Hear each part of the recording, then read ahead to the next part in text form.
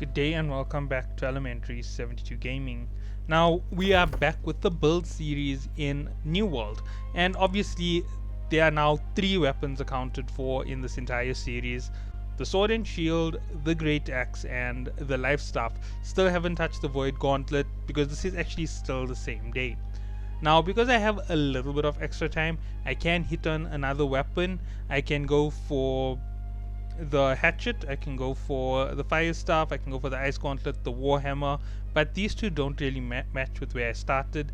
This one here might be able to match with the sword and shield. It's a slight possibility, but I'm not 100% on that. So for today I'm actually going to touch on the ice gauntlet. Now as you can see, my ice gauntlet is not mastered in any way. There are several things to discuss on the ice gauntlet, and I'm actually going to get onto it from the point of view of a healer, a tank, and then last of all, the mage. Now this forms a part of all 3 possibilities. It's a high aggro weapon, so it can pull a lot of aggro. It has a defensive capability that can give you some time to escape assaults, and last but not least, it can also be used as a high offensive ability weapon. So let's go through it.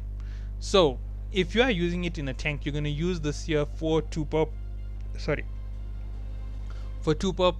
Number one, to increase your aggression. So you're going to use it to cause aggression to swarm on you. And the second one that you can do with this is you can actually use it to survive a little bit longer as a tank. It gives you maybe 2 or 3 hits, and 2 or 3 hits is enough to recover a shield, as I said, and you can go straight back into tanking. Obviously, if you know that your tank is about to break with 1 hit, you instantly swap to the secondary weapon and deploy the Entombed. Entombed is going to instantly push you into the tomb. The tomb will keep you alive for a few seconds, maybe a minute or so, and that is a good thing. If you play it right, you can always deploy an ice pylon with Entombed that will keep the aggro off you for a few seconds but away from any other members. It will also give you a chance to take Entombed into that calculation and help you out just a little bit more. Now ice shower is a good way to slow down enemies. I'll get onto everything as I actually go through it, and then I'm actually going to discuss Ice Tempest. Now I'm not 100% on everything on Ice Tempest, but it's more of an offensive capability. We saw a lot of this for the beta. A lot of people played around with Ice Tempest. They enjoyed a lot of the attacks, and I'll explain a little bit about it as we go through it. Okay, so starting off on the builder side. So the first one you have is Ice Pylon. The ice pylon is a projectile which is deployed onto the field and can fire projectiles at other enemies. Place a pylon that fires ice projectiles at enemies within 20 meters. Projectiles deal 50% weapon damage. If they hit, ice pylon creates a 1 meter radius frost around itself and lasts for 15 seconds unless it is destroyed. So this one here can be destroyed, and as you can see, it costs mana. So the reason why this isn't the best, for example, a life staff user, is it's going to cost you mana. If your mana adds up too heavily, this is going to result in you not being able to heal anyone. You could always use Entombed for a quick heal up and a quick mana gain. As you can see, it costs 0. So that is one of the big things on this side. It can really help you get back into the fight if you deploy it at the right time. Okay. Now let's go down with this one here. Increase damage of Ice Pylon by 10% against slowed targets. So any target that's getting close to it, or anybody who puts a slowed effect on the field, you're now giving 10% more. So 60% for an attack. It fires at least once a second for 15 seconds. That's 15 hits. That makes it quite powerful overall if you have the right skills for this weapon. So 15 seconds of projectiles makes it quite powerful. 15 times 60, provided you have the best situation, and that's going to be somewhere near 900% weapon damage. Obviously that is a crazy figure. It's rivaling the great axe, which I said was one of the best in the last one. One moment, let me just continue with this. I'm just having some nasal problems at the moment, sorry about that. Pylon regen. Ice pylon regenerates to full health 5 seconds after last damage taken. So if you deploy this and you use it to retake aggro after it's taken damage, you can actually pull the aggro to yourself as a tank and use this to do backstab damage. That means all those 60% are critical 60%, and you also have full health on your pylon. So if you deploy this correctly, you can use it to effectively do a lot of damage while not having to have to actually fight as a tank. One of the reasons why it is such a versatile weapon, a lot of people say that it isn't good to use on a tank, but as you can see, it has a mana cost instead of a stamina cost, and it can help you recover stamina, which is why this is such a fantastic weapon. Moving on, the next one is Pylon Dodge. Dodging with full stamina increases Ice Pylon rate on fire for 3 seconds. Now, obviously, if you're using the tanking build, this isn't going to work for you. If you're the mage, this is going to work for you. Remember, as the mage, you can just deploy this and go straight into your heals. Deploy your heals, make sure that the aggro is held here. Go into Ice Tomb, hold out for a few seconds, come back on, heal everything up, and keep repeating the sequence. Give me a second, I'll be back shortly. Okay, I am back, and let's go on to the next one. Pylon Refresh. A successful hit from the Ice Pylon extends its lifetime by 1 second, maximum 45 seconds. So it now can last up to 45 seconds with a shot going off every second. That gives you 45 times 60. Now, if you're counting that as just your overall power, that makes this an incredible weapon to use. 45 seconds of it, extended heals, pulling aggro, a nice amount of health to that little pylon, backstab damage, the works, everything being added on. This is quite a lot of damage that you can get for free. You don't even have to really worry about it too much. And here is the ultimate skill because it links directly into the main tree. Doubles Ice Pylon health, extends the Ice Pylon's frosted radius to 5 meters, standing in the frosted area, doubles Quick Frost and Empowered Frost bonus. So while you are in the frosted area, which is now 5 meters in diameter, if you pull your boss in the right spot, you're actually empowering the beacon. So by empowering it, extending its health, everything being put in over there, this is really going to push things to a whole other level. With it firing off those projectiles at the back of the enemy, with everything in your favor, this is going to push everything one step further. You're right now the champion of the field. Nobody is going to pull you off. All you've got to do is have your tree set up correctly. Now, obviously, this is just the first of 3 abilities, and just this ability alone. And 45 seconds with the ability to dodge if you are a mage.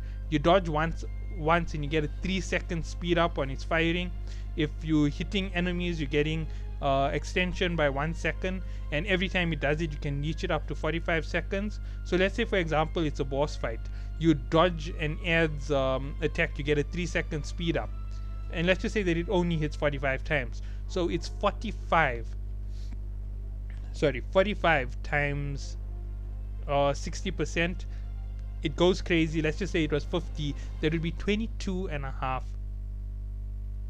times the original damage that you can put out, and that is besides the damage that you're going to put out, because you can still attack separately with other assaults. It's only costing you 15 mana for 45 seconds. 1 mana potion will recharge this instantly, and before you even done with that one attack, you could actually put down a second Ice Pylon. Okay, you can't put down 2 Ice Pylons at a time, but you can already put down a second Ice Pylon, which means you can continuously stack this every single time, and it's going to cost you almost no mana if you apply it in the right way. Okay, next off we have Ice Shower. Now, Ice Shower is a slowing assault primarily. It's used to slow down the enemy, and it can help you a lot in battle. Summon a shower of ice that creates a frosted area approximately 1 by 5 meters that lasts for 4 seconds. Enemies that enter the ice shower will be stricken with a powerful frostbite. Frostbite roots for 1 second, blocking spinning and dodging. Slows movement speed by 50% and will remain on target for 3 seconds after exiting the ice shower. So if you put the ice shower before yourself in Entombed with this behind you, you can really do a lot of damage with it. Remember, it doesn't do damage on its own, but it's going to assist the Ice Pylon. Since they rooted for 1 second, that's basically extending you by that 1 second. You have this because you're inside the range, and they're taking longer to reach you. You're doing effectively more damage to them. Over time, they can't dodge you, they can't spin, and their assaults are going to be a lot more slowed. So overall, this is why these two can be paired up very well. This has a long recharge time, as you can see. Alright, Enduring Shower, increase the ice shower duration to 7 seconds. Now by increasing it to 7 seconds, you're actually really helping yourself out big time. Last but not least, Quick Shower. An ally including self will gain 25% movement speed boost for 2 seconds when entering ice shower. So if you have this here stacked on the field, and there's the tank, the healer, and a mage using the ice shower, you can actually do quite an effective route on the enemy. 3 of these ice pylons in the center, all of them in close range of each other, everybody within a close range. You deploy the ice pylons to help the tank who's going to pull all the aggro. You'll entomb yourselves next to the tank, which is an odd one, but it's only if you are using this particular subclass at a perfect build. You use the entomb to pull all the aggro. The tank will then hold aggro again. Everybody will circle to the back, and you will assault from the back of the enemies while they are taking heavy damage from 3 pylons. Now obviously this is a best case scenario. It is a good way for you to do damage where you cannot face the front for too long. So in places where damage is ridiculous, this is going to be an amazing effect for you to actually deploy. With the 2 second speed up, all you've got to do is cross through your ice shower wall and run right back to the position where you need to be. Okay, Frigid Shower. Frostbite applies render to targets, reducing their defense by 10%. Now with this being added, you're now increasing this damage again. They have a 10% less on their resistance. That means that that little damage increase is now going to increase a little bit more. You're going to apply more DPS from the ice pylon. This is all to assist this primary attack. As you can see, everything forms around the primary in this build. It's not like others where you're actually pulling on more assaults one after the other. Okay, so those are the first two as far as I can discuss. Let's get on to Entombed. Entombed is a last ditch resort. You use it to try and hold yourself together if you're in a dire situation. It can be used to give you a few seconds for a regen potion or anything of that sort to actually work on you. It does not have a mana cost, so that is one of the good things about it. It can give you a chance to regen mana, regen stamina, regen health. So those are the 3 things which it will help you for. You can use it in conjunction with being a tank to hold the front line. Okay, let's read the rest. Becomes invulnerable and greatly increases mana regeneration. The tomb lasts for 10 seconds but can be destroyed early.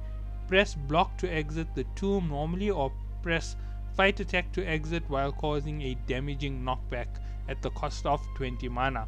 So if you decide to exit early, you're going to lose mana, but if you don't, you can regen mana in there for up to 10 seconds.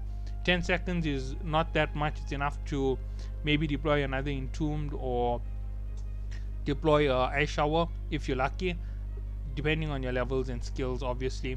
Strengthened Tomb, increase defense by 25% for 3 seconds after breaking out of Entombed. Now this is where it comes in handy to a tank. 25% of increased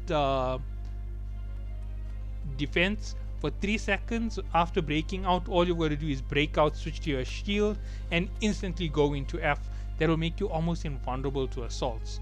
And last but not least, Cleansing Tomb. Cleanse all debuffs when Entomb is activated. So if you poisoned and you have a bleed effect and multiple effects are stacking up on you, Entomb instantly to get them off you, and this will now instantly leave you free of debuffs. The enemy isn't going to beat you down as fast as they would, and you are going to have a chance to regen a little bit.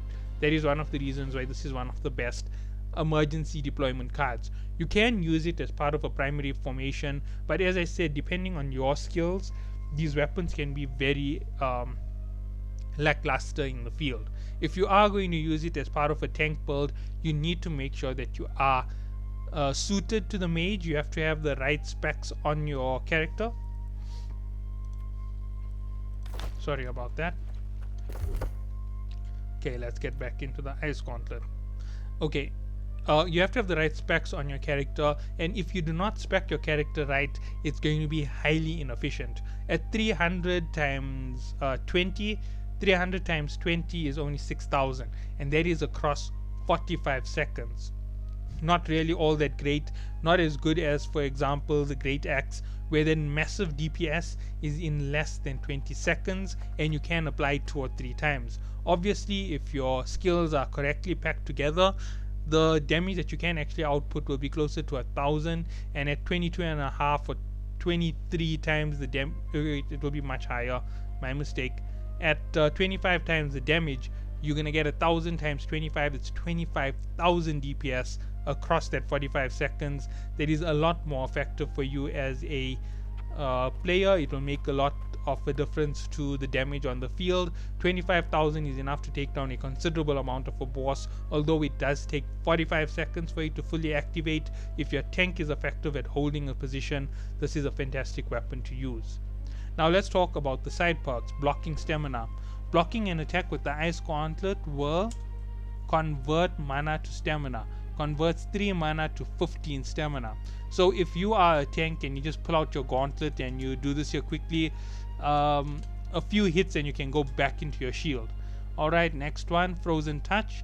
Slow enemies by 25% for 2 seconds when they hit you with a melee attack, while you have 100% health.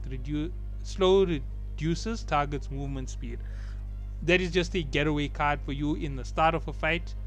Defiant Freeze. Casting an Ice Gauntlet ability creates an ice hardened layer, granting 20% fortify for 2 seconds. Fortify reduces incoming damage. Okay, now for the tank, this is something fantastic. If you have Fortify for as long as this is going to last for 2 seconds, not really all that big, but you understand that there are 3 attacks to be added here. Quick Fortify is 20% Fortify on yourself. You use the right abilities, you can take a heavy assault and you can survive. This here does make you invulnerable. I don't know if it means you can survive 1 hits from bosses, but it is a slight possibility. I'm not 100% sure. Quick Frost. Increase movement speed by 10% in a frosted area. Okay. Empowered Frost. Gain 3% mana for each spell cost while in frosted area.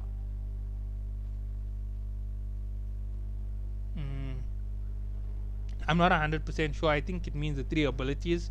So you gain mana back each time you cast them. So if you cast Entomb, you're going to get 3. If you cast the Ice Pylon, it's only going to cost you 12. If you cast this, it's only going to cost you 22. So yeah, that's about it. Refreshing Frost reduces the cooldown of all Ice Gauntlet abilities by 20% when casting an ability in a frosted area. So if you are working with multiple players using this ability, it makes it really fast on redeployment. As I said, your main attack is right here in the builder. Other than that, you don't really have that much of a big issue in terms of deployment. Now I am going to jump over to the Ice Tempest, but please note that a lot of things change in Ice Tempest. Ice Tempest doesn't have the Entomb to make you invulnerable, but it does have some attacks that help delay assault and increases your survivability. Okay, Ice Spikes. Creates a trail of spikes that starts from the player and go out in a straight line for 8 meters, dealing 56% weapon damage. The final spike is a Mighty Spike that will deal 157% damage and apply pushback. Pressing light attack before the path fully forms will spawn the Mighty Spike early. Okay, so if you decide to fire early, you can actually pull the Mighty Spike into an enemy, or you can pull it just before them and push them back. This is a good way to avoid crowds. This is a good one for your this is a good attack for you to use if you are a tank in the last second, last ditch effort. You do this here quickly, spike them off, and you have a quick hold up, but it's not as effective as this. It just gives you a second or two to actually gain some stamina. Refreshing Spike. Cooldown for this ability reduces by 10% if an enemy is hit by the Mighty Spike. Okay, Empowered spikes. Mighty spike damage increased by 20% when hitting an enemy below 30% health. Deadly path, increased damage by 10% and adds stagger to the path of spikes. Does not increase mighty spike damage. And last but not least, spiky reach. Ice shards fire from the sides and the mighty spike to hit a wider area. Each shard has a 6-meter range and deals 118% weapon damage. So this is now all of a sudden a crowd control. So if you do this here, you're going to increase your crowd control ability with this. As you can see, this is far more assault orientated. This is far more defensive orientated, and it can be only used on a single target basically, so it does limit that ability big time. This one here is a crowd control ability. It can be used on multiple, but it does have pushback, so it will affect aggro.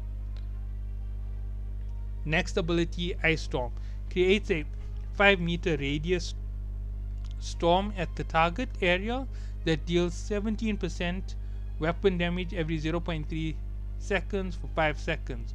The storm also creates a frosted area that slows enemy in it by 25%. Slow reduces target's movement speed.